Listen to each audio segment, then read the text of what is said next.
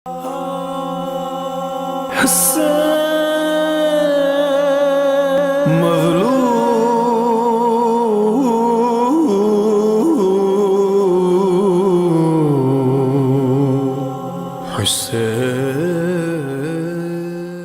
باللہ من الشیطان الرجیم بسم اللہ الرحمن الرحیم الحمد للہ رب العالمین والصلاة والسلام علی محمد وعلی آلہ الطیبین الطاہرین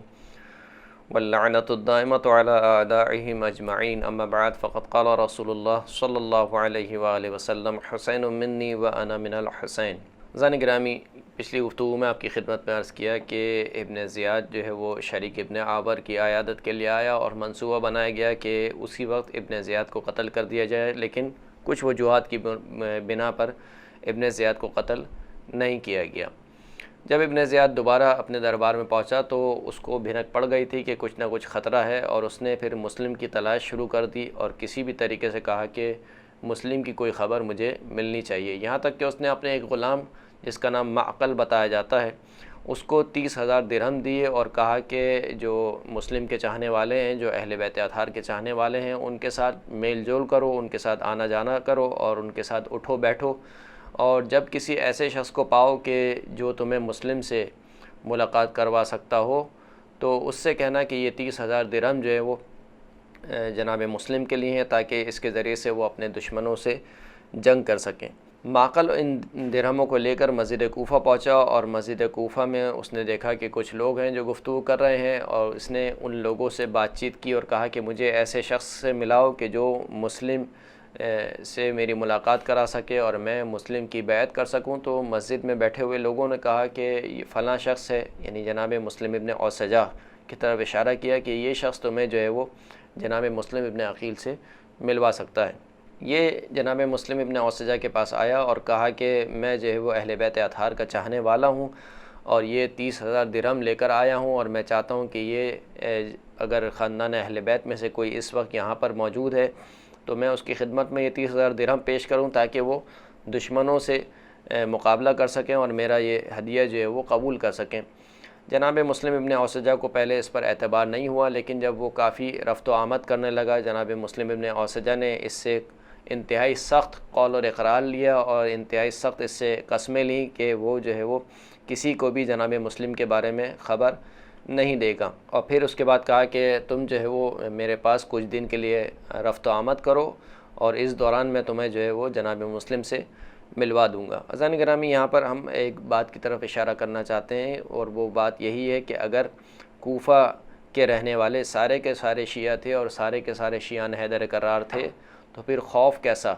اور پھر کیوں جو ہے وہ چھپایا جا رہا تھا کہ مسلم کہاں پر ہیں؟ اس کا مطلب یہ ہے کہ کوفہ کے رہنے والے سارے کے سارے مخلص شیعہ نہیں تھے، جو شیعہ حیدر کرار جس کو اصطلاحی معنی میں شیعہ کہا جاتا ہے۔ بہرحال اس نے جناب مسلم ابن اوسجہ کے پاس جو ہے وہ رفت و آمد کا سلسلہ شروع کیا، اور پھر ایک دن جو ہے وہ جناب مسلم ابن اوسجہ نے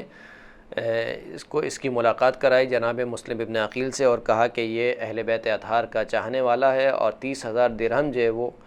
لے کر آیا ہے، لہٰذا آپ جو ہے وہ اس کو قبول کیجئے اور اس کی بیعت کو جو ہے وہ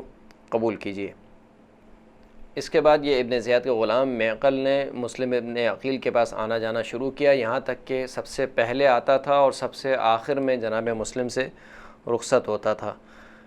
معقل نے جو ہے وہ یہ خبر ابن زیاد کو دی کہ جناب مسلم جو ہے وہ ہانی بن عروہ کے گھر میں پوشیدہ ہیں۔ اب ابن زیاد نے کہا کہ کسی بھی طریقے سے ہانی بن عروہ کو گرفتار کیا جائے تاکہ جناب مسلم پر قابو پایا جا سکے۔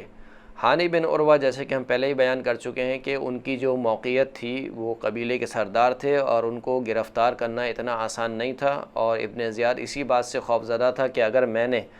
ہانی بن عروہ کو گرفتار کیا تو ایک شورش اٹھے گی اور ایک قبیلے والے ان کے جو نصرت کرنے والے ہیں، ان کے جو انصار ہیں، وہ اٹھیں گے اور میرا جو تختہ پلٹ دیں گے۔ لہٰذا اس نے دوسرا کام یہ کیا کہ کوفے والوں کے درمیان بہت زیادہ انعامات اور بہت زیادہ جوائز دینا شروع کیے اور ان کو پیسوں سے خریدنا شروع کیا، اور یعنی کچھ لوگوں کو پیسوں سے خریدنا شروع کیا اور کچھ لوگوں کو ڈرانا دھمکانا شروع کیا،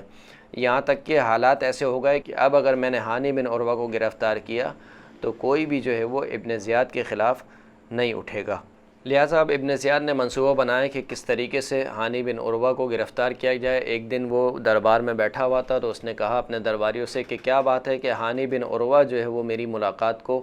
نہیں آتا ہے۔ لوگوں نے بتایا کہ ہانی بن عروہ جو ہے وہ بیمار ہے،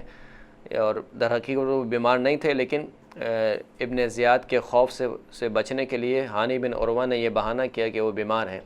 ابن زیاد نے کہا کہ مجھے خبر ملی ہے کہ وہ اب صحت مند ہو چکے ہیں اور وہ اپنے گھر کی دیوڑی پر بیٹھتے ہیں اور نشست بھی کرتے ہیں، لہٰذا ان سے کہو کہ وہ مجھ سے آ کر ملے۔ پھر ابن زیاد نے محمد ابن اشعث اور اسما بنت خارجہ اور عمر ابن حجاج زبیدی کو بلایا اور ان سے سوال کیا کہ ہانی بن عروہ جو ہے میری ملاقات کو کیوں نہیں آتے ہیں؟ تو انہوں نے جواب دیا کہ ہمیں معلوم نہیں، لیکن لوگ یہ کہتے ہیں کہ وہ بیمار ہیں۔ ابن زیاد نے کہا کہ میں نے سنا ہے کہ وہ اب صحت مند ہو گئے ہیں اور اپنی ڈیوڑی میں نشست بھی کرتے ہیں، تم لوگ ان کے پاس جاؤ اور ان سے کہو کہ ابن زیاد نے جو ہے ان کو طلب کیا ہے۔ یہ افراد ہانی بن عروہ کے پاس پہنچے جبکہ وہ اپنی ڈیوڑی میں بیٹھے ہوئے تھے، اور ان لوگوں نے ہانی بن عروہ سے کہا کہ کیا وجہ ہے کہ تم امیر کی ملاقات کے لیے نہیں آتے ہو؟ ہانی بن عروہ نے کہا کہ میں بیمار تھا، اس وجہ سے نہیں آ رہا تھا۔ کہا کہ امیر کو یہ معلوم ہو چکا ہے کہ تم جو ہے وہ اب صحت مند ہو چکے ہو اور اپنی ڈیوڑی پر نشست بھی کرتے ہو، لہٰذا امیر کی ملاقات سے بے اعتنائی نہ کرو، اور ہم تمہیں قسم دیتے ہیں کہ ابھی ہمارے ساتھ ابن زیاد کی ملاقات کے لیے چلو۔ ہانی نے لباس تبدیل کیا،